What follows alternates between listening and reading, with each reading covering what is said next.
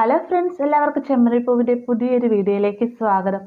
അപ്പോൾ നമ്മുടെ ചെമ്പരപ്പൂവിൽ വരാനിരിക്കുന്ന ഒരു ഭാഗത്തിൻ്റെ വീഡിയോ ആണ് ഞാൻ ചെയ്യുന്നത്. അപ്പോൾ കഴിഞ്ഞ ദിവസത്തെ പ്രൊമോയിൽ നിന്ന് നമുക്ക് മനസ്സിലായ ഒരു കാര്യമാണ് നമ്മുടെ സച്ചി രേവതിയും പിണക്കത്തിലേക്ക് പോവുകയാണെന്നുള്ളത്.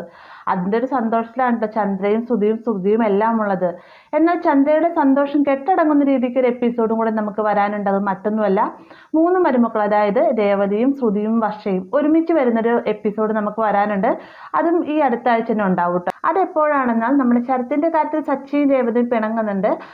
ആ ഒരു പിണക്കം മൂലം രാത്രി കിടന്നുറങ്ങാനായിട്ട് സച്ചി പോകുന്നത് ടെറസിന്റെ മുകളിലേക്കാണ് കേട്ടോ. അവിടെ ഇരിക്കുന്ന സമയത്ത് ഓരോരോ കാര്യങ്ങളൊക്കെ സച്ചി ചിന്തിച്ചു കൂട്ടിക്കൊണ്ടിരിക്കുന്ന സമയത്താണ് അങ്ങോട്ടേക്ക് നമ്മുടെ ശ്രുതി വരുന്നത്. ശ്രുതിയുടെയും ഇടയ്ക്കും ഇതുപോലെ തന്നെ പ്രശ്നങ്ങൾ ഉണ്ടാവുന്നുണ്ട്. അത് മറ്റൊന്നുമല്ല, ശ്രുതി ജോലി ചെയ്തുകൊണ്ടിരിക്കുന്ന ഹോട്ടലിൽ തൻ്റെ ഒരു സഹപ്രവർത്തകൻ ശ്രുതിയോടായിട്ട് എനിക്ക് ഭയങ്കര തലവേദനയാണ് ശ്രുതി, ഈ ഒരു ഡിഷ് അതാ ടേബിളിലേക്കൊന്ന് വെച്ചേക്കാമോ, എനിക്ക് എന്നെ കൊണ്ട് സാധിക്കില്ല, അതിന് പകരമായിട്ട് നിനക്ക് ഞാൻ വേറൊരു ദിവസം എന്തെങ്കിലും ഒരു വർക്ക് ചെയ്തു തരാമെന്നൊക്കെ പറയുന്ന സമയത്ത് ആദ്യം ഒന്നും ശ്രുതി സമ്മതിക്കുന്നില്ല. എന്നാൽ മനസ്സോടുകൂടി തന്നെ അദ്ദേഹത്തിന്റെ കയ്യിൽ നിന്ന് ആ ഒരു കറിയും മേടിച്ചിട്ട് കസ്റ്റമർ അടുത്തേക്ക് ചെല്ലുകയാണ്. ഈ ഒരു സമയത്ത് ശ്രുതിയുടെ കാലൊന്ന് പതുക്കെ സ്ലിപ്പ് ആവുകയും തൻ്റെ കയ്യിലുള്ള കറി അതേ രീതിയിൽ തന്നെ അടുത്തുള്ള കസ്റ്റമറുടെ ദേഹത്തേക്ക് വീഴുകയും ചെയ്യാം കേട്ടോ.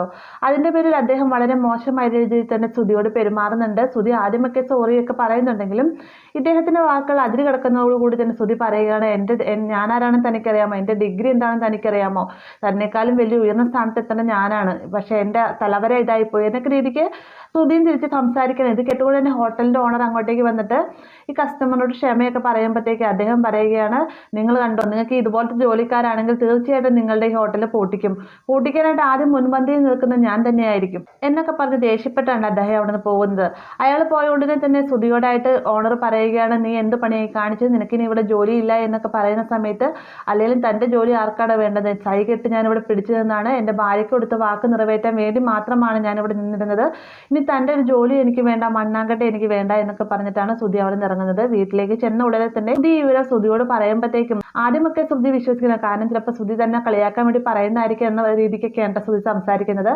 അവസാനം കളി കാര്യമായി എന്ന് അറിയുമ്പോഴത്തേക്കും, നീ ഇത്രയും പഠിച്ചു എന്ന് പറഞ്ഞിട്ട് ഒരു കാര്യമില്ല ശ്രുതി, ഒരു ഫൂളിനെ പോലെയാണ് നീ പെരുമാറുന്നതൊക്കെ ശ്രുതി പറയുമ്പോഴത്തേക്കും ഇതൊന്നും കേട്ട് സഹിച്ചു നിൽക്കാതാവാതെയാണ് നമ്മുടെ ശ്രുതി പായും തലേനെ എടുത്ത് ടെറസിന്റെ മുകളിലേക്ക് ചെല്ലുന്നത്. അപ്പോൾ ഈ ടെറസിന്റെ മുകളിലേക്ക് വരുന്ന ശ്രുതിയെ കാണുമ്പോഴത്തേക്കും സച്ചി ചോദിക്കുന്നുണ്ട്, എന്താ എവിടെയെന്ന് ചോദിക്കുന്ന സമയത്ത്, നീ രേവതിയുമായിട്ട് പിണങ്ങിയിരിക്കുകയാണ്, അതുകൊണ്ടാണല്ലോ ഇങ്ങോട്ടേക്ക് വന്നത് എന്നൊക്കെ ശ്രുതി ചോദിക്കുകയാണ്. അതിനുശേഷം ഇവർ രണ്ടുപേരും സംസാരിച്ചുകൊണ്ട് നിൽക്കുന്ന സമയത്താണ് 3ാമത്തെ ആൾ വരുന്നത് കേട്ടോ. അത് മറ്റാരുമല്ല, ശ്രീകാന്താണ്. ശ്രീകാന്തിന്റെയും വർഷയുടെയും ഇടയ്ക്ക് ഇതുപോലെ തന്നെ പ്രശ്നം ഉണ്ടാകുന്നുണ്ട്. അതിന് കാരണം വർഷയുടെ അമ്മയാണ് കേട്ടോ. നമ്മുടെ വർഷ ശ്രീകാന്തിനെയും കൂട്ടിക്കൊണ്ട് ഒരു വാശിപ്പുറത്ത് സൈക്കിളുമായിട്ട് പോവുകയാണ്. സൈക്കിൾ പകുതി ഓടിച്ചെത്തുന്ന സമയത്ത് ശ്രീകാന്തിനോടായിട്ട് വർഷ പറയുന്നത്, നീ പുറകിലിരിക്കും, ഞാൻ ചവിട്ടാമെന്ന് പറഞ്ഞുകൊണ്ട് ശ്രീകാന്തിനെയും സൈക്കിളിൽ വെച്ചുകൊണ്ട് പോകുന്ന സമയത്താണ് ഈ ഒരു കാഴ്ച കണ്ടുകൊണ്ട് മധുസൂദനും മഹിമയും അതിൽ വരുന്നത് കേട്ടോ.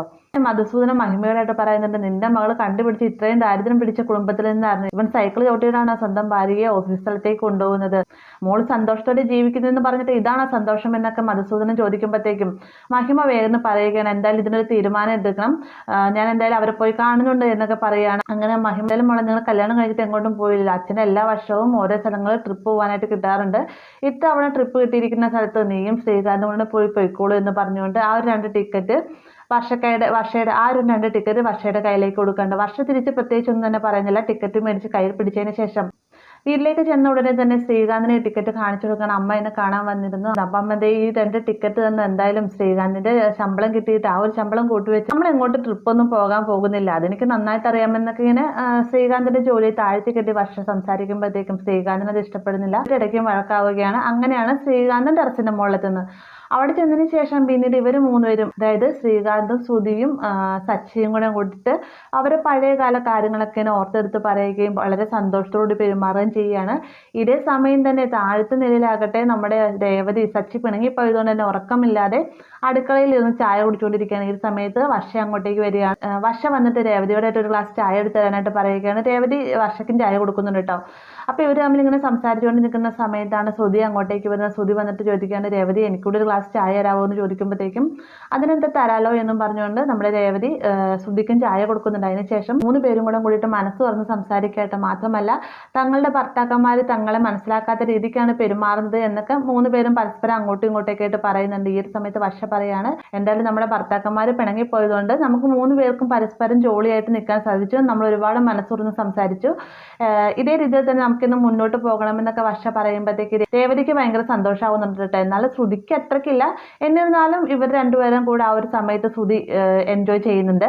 പിറ്റേന്ന് നേരം പുലരുന്ന സമയത്താണ് ചന്ദ്ര അറിയുന്നത് സച്ചിയും ശ്രുതിയും ശ്രീകാന്ത് ടെറസിന്റെ മുകളിലും ഭാര്യമാരും 3 പേരും താഴ്ത്തുമായിരുന്നു കടന്നിരുന്നെന്നുള്ള കാര്യം. എന്നാൽ ഈ കാര്യങ്ങളെല്ലാം തന്നെ രേവതിക്ക് അറിയാമായിരുന്നു. എന്താ താനൊന്നും തന്നെ അറിഞ്ഞില്ലല്ലോ എന്നുള്ളൊരു വിഷമമൊക്കെ ചന്ദ്ര അവിടെ പ്രകടിപ്പിക്കുന്നുണ്ട്.